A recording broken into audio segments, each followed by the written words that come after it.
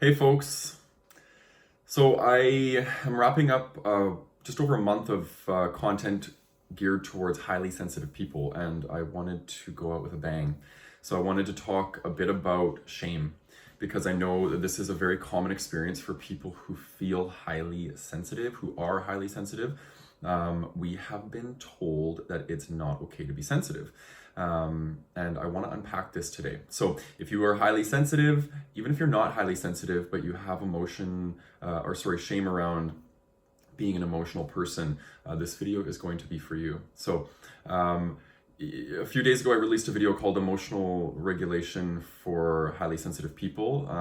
I definitely recommend watching this video. It doesn't matter which one you watch first, you can watch this one and then that one after. They're both going to be pertinent because I'm going to be kind of bleeding the concepts together and helping you guys understand the importance of emotional regulation and feeling our emotions when it comes to overcoming shame.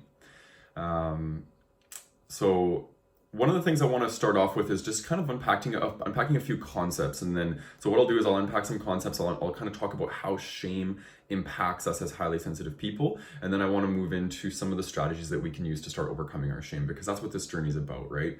It's about getting confident, being more secure in who we are as highly sensitive people. So.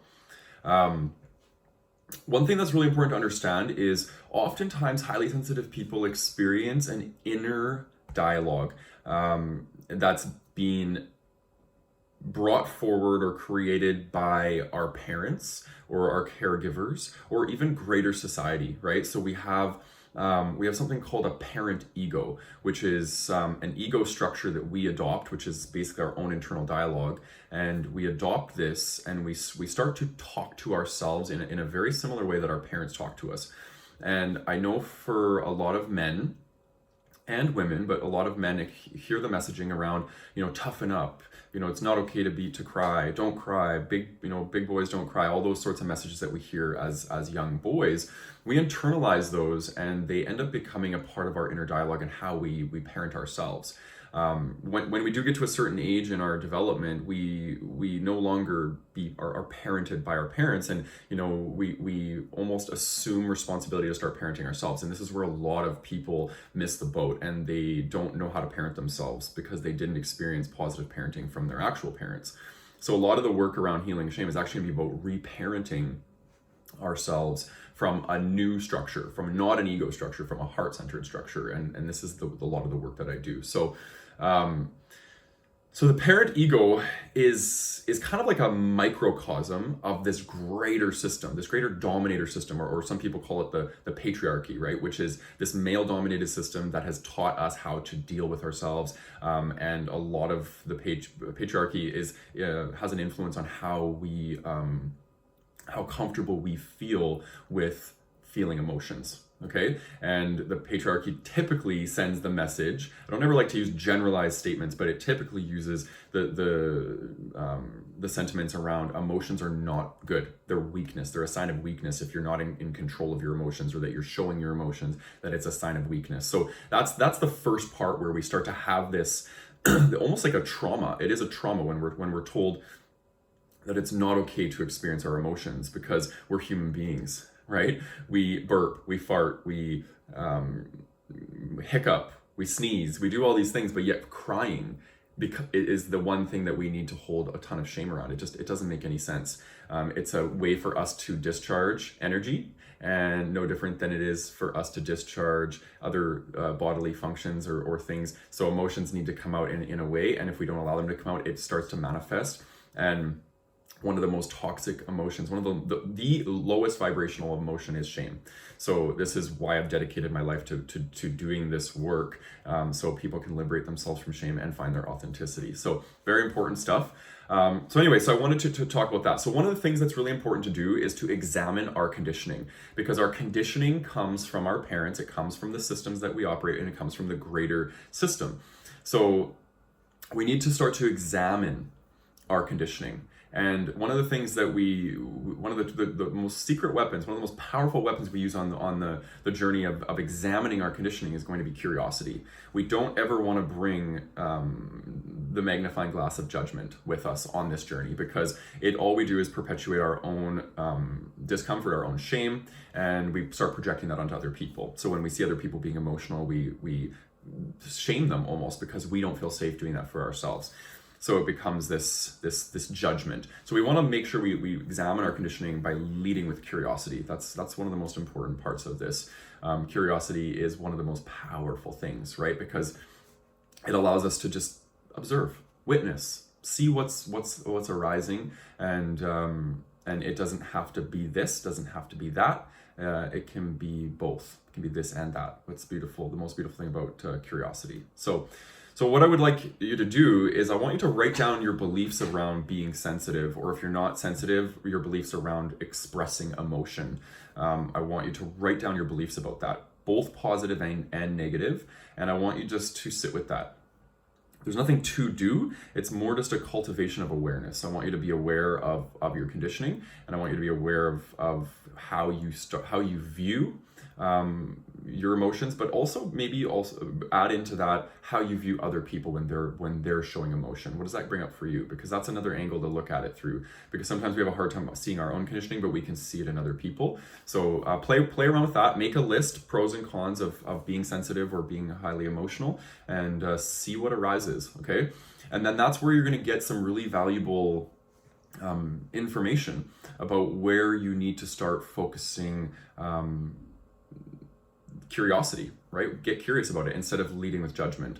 And that's how we start to reparent ourselves. We need to know what we have to reparent before we can reparent it. So that's going to be the awareness part of the exercise. And what people are going to find is that typically this happens a lot with clients that I work with in this area, is the I'm too emotional is the most common belief about being highly sensitive, that because we've had that reflected back to us from people, right? From partners. We're too emotional, we're too anxious, we're too this, we're too that, and we're a handful. That's what we often hear as highly sensitive people, because we haven't learned to lead with the things that are really, really beautiful about being highly sensitive. We just tend to not be able to control the parts of us that are feeling things very deeply.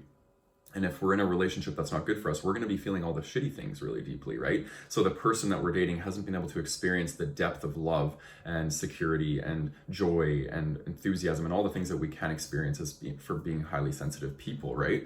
So that's going to be an important part of this work. The other point I want to make is a lot of people on this planet are thinking their way through their feelings instead of feeling their way through their feelings. And what I want to say is that when we intellectualize our feelings, we aren't actually getting the benefit of feeling our feelings. So just because you're thinking your feelings through doesn't mean that we're actually discharging the energy in our body. And I talk about the emotional onion in my coaching, and I love this analogy because as we go through life and we have the experiences that create emotions for us, we have a choice. We can go we hit a fork in the road when we have an emotion. We can choose to experience it, or we can choose to distract, repress, suppress, whatever with the emotion. And when we go this way, we end up creating an onion.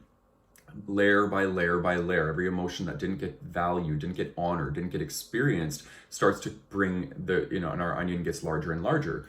Eckhart Tolle describes this, in my opinion, as the pain body, right? That's what we build. We build this pain body, and then we end up interacting with the world through this conditioning, or through this pain body, or through this emotional onion. And when we think our way through our feelings, we don't peel back a layer of the emotional onion. When we feel our way through our feelings, we peel back layers of the emotional onion. And the beautiful thing about peeling back these layers is the more we peel back, the more space we have for presence. And presence is the gift that we need in life in order to be able to experience states of peace, of love, of joy, right? Presence is the opposite of shame, right? When we're present, we can't actually experience shame, because we're present with ourselves. We're spaciousness. And so as we start to clear out this emotional debris or these layers of this onion, we're going to make a lot more space inside of ourselves for us to be able to experience all the beautiful things. So that's kind of like, okay, in theory, right? That's what we want to do, but how do we do that? Where people get stuck. Like, how do I feel my way through my feelings so I can peel back the layers of my emotional onion? And so I have kind of two streams that I want to teach you guys today. And because I know there's people that are just so identified with mind, they cannot actually move down into body to do this work. So I want to talk to both people, okay? So people typically in the highly sensitive spectrum are going to be avoidant, they're going to be anxious, or they're going to be thriving, right? Those are kind of the three streams that people, and it's a continuum, right? You're not always stuck in avoidant. You're not always stuck in anxious, and you can even be in thriving and fall back into anxious and avoidant. It's just, that's just how life works.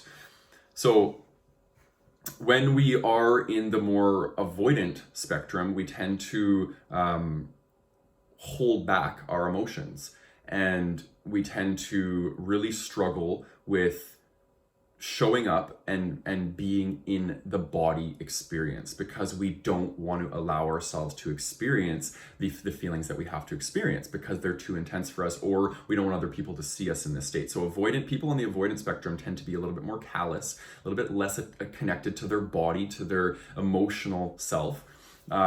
So I want to talk to those people first. So this would be what I would classify as the mind stream. You have mind and body in the two streams of work you can do. And they can, whatever resonates with you, try them both, because they're both going to be effective in certain areas. So in the mind stream, so of how we can overcome shame of being highly sensitive, we want to start to develop what is called witness consciousness.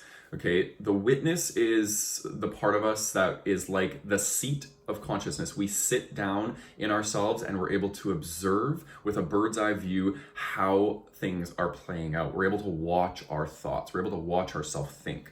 Okay, this is really crucial, because when we're in shame, we have automatic thinking, and our automatic thinking is teaching us all this conditioning. It's all being poured down into us. So if we're not actually aware of the thoughts we're thinking, we can't start to challenge them. We can't start to love them. We can't start to do all this thing. Okay, so oftentimes you're going to hear in traditional psychology, in cognitive behavioral therapy, it's about challenge your thoughts. Okay, and I have an issue with this, because I don't think our thoughts need any more judgment. I don't think they need any more resistance. I don't think they need any more like, get out of my mind, right? Because that's not effective for us, especially as highly sensitive people. We need more love in our lives. We need more nurturance. We need more sensitivity. We need to be sensitive with our sensitive nature. So when we have these dark thoughts, these shameful thoughts, these embarrassing thoughts, these I'm not good enough thoughts, we need to love them. Okay, we need to love them. Anytime dark thoughts come up, we need to love them. That is so essential. And sometimes loving them means being curious about them instead of being judgmental towards them. Sometimes it means just witnessing them and allowing them to be there. Okay, that's an act of love. When we love somebody and we truly love them, we allow them to show up for us in the way that they need to just be themselves. We allow them to be authentic, right? Why can't we allow the emotions and the thoughts that are coming through us just be authentic, be there, and we just be there with them, and then they move. So one of the mantras in this work, when we're working with our thoughts and working with our emotional body, is we want to welcome everything. Everything gets a seat at the table. Okay, even if it's dark, it still gets a seat at the table. And this is the premise of shadow work, and this is the work that has really helped me integrate these parts of myself that I've carried a ton of shame around. Like, for me, shadow work is the work that heals shame. Okay, so basically shadow work is allowing space for the parts of us we don't like to exist without judgment. And if you don't know much about shadow work and this is new to you, I have a ton of content on shadow work. You can find it on my Instagram, or you can even find it on YouTube.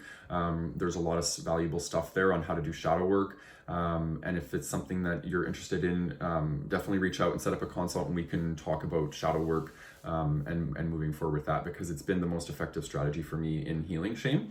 So really, at the end of the day, when we're allowing these parts of ourselves to exist, we're integrating them.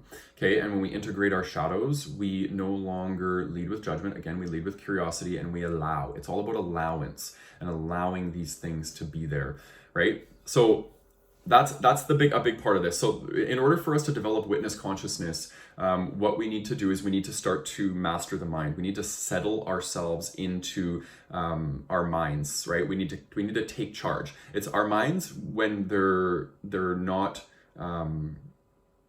or when they're excited, they're like a wild animal. They're really hard to tame. And what we need to do is we need to develop a practice, a daily practice where we learn to master our mind.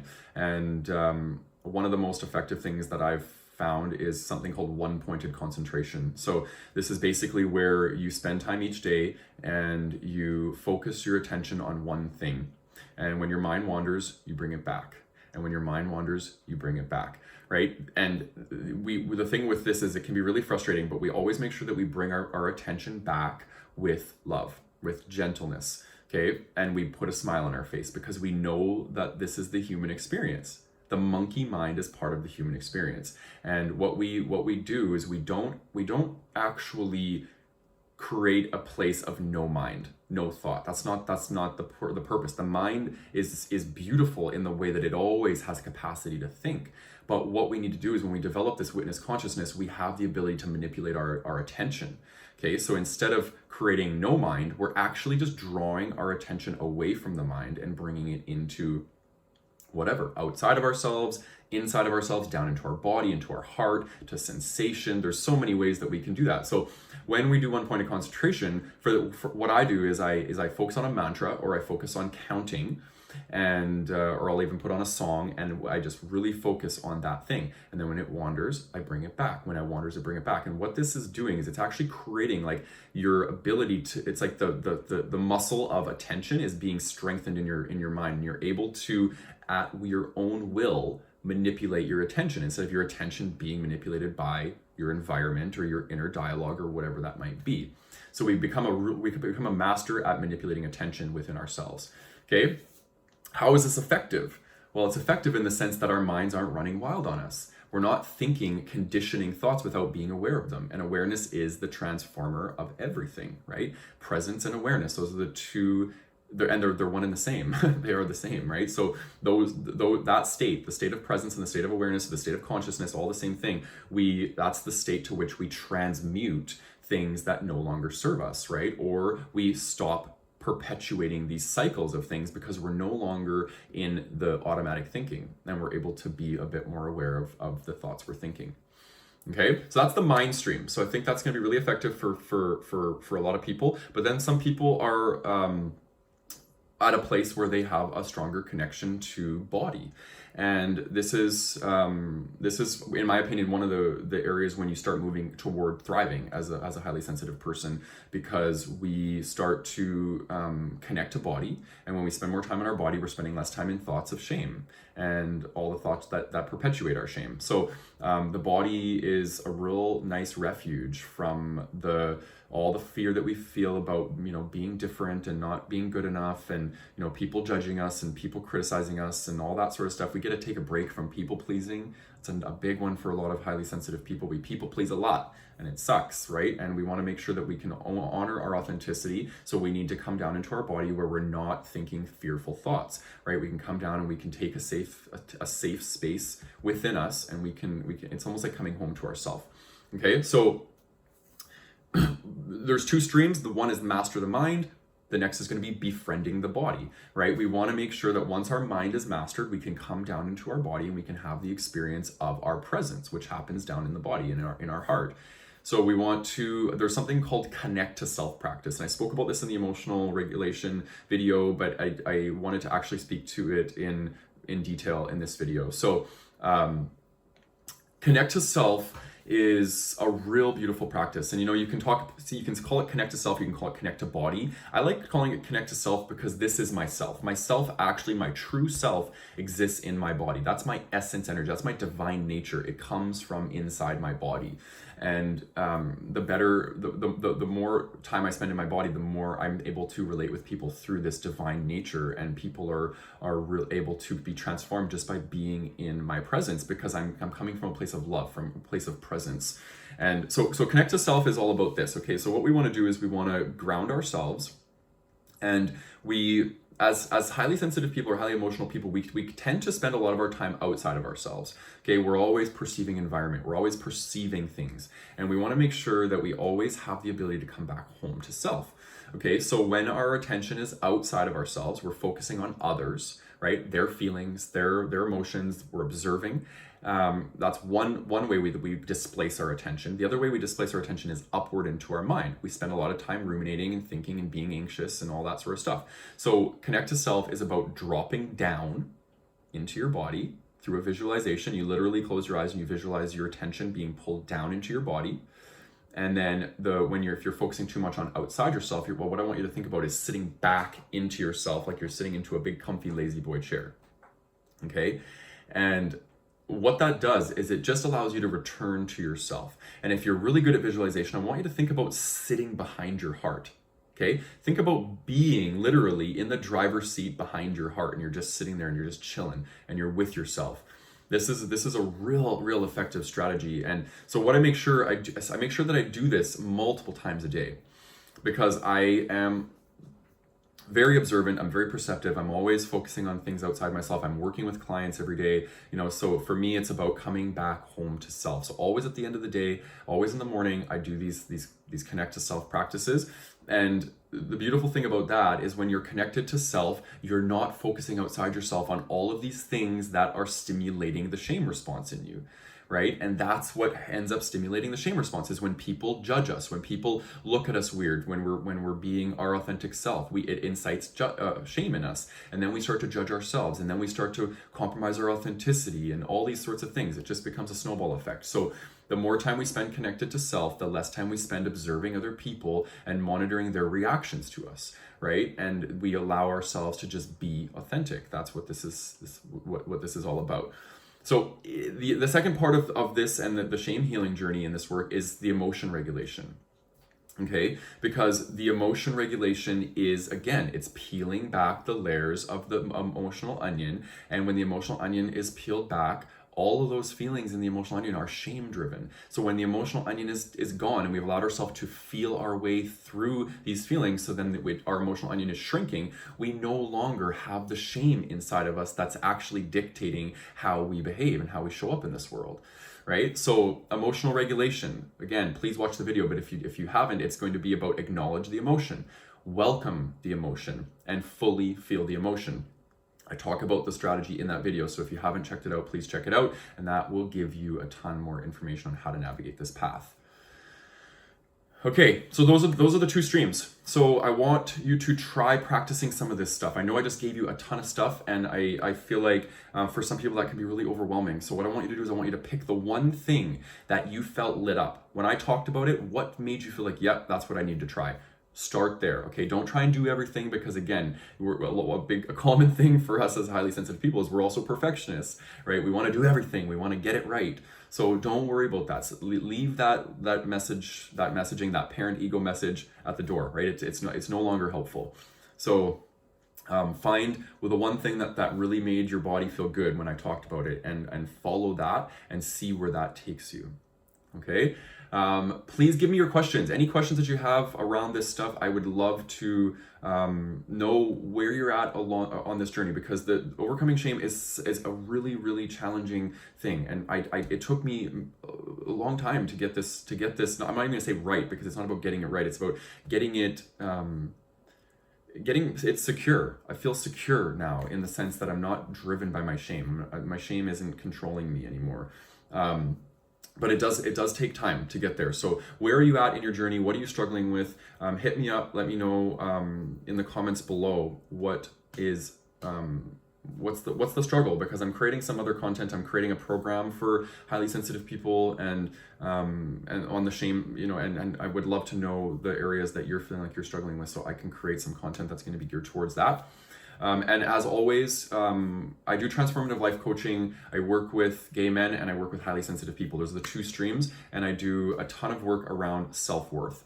Everything about shame work is about shadow work, and through shadow work we learn to cultivate a greater sense of self-worth. So if this is something that interests you, you're wanting to do that, set up a consult with me and we can talk about doing some coaching and getting you to a place where you're feeling more confident in who you are, and a stronger sense of self-worth so you can navigate beautiful relationships. That's why I do this work, okay? Because I want people to feel safe to connect with other people, because that's what it's all about. Life is all about connection. It's all about love. It's all about relationship. And there's too much loneliness on this planet. So we need more connection, but we also need to feel safe in our connections. So self-worth is where it's at.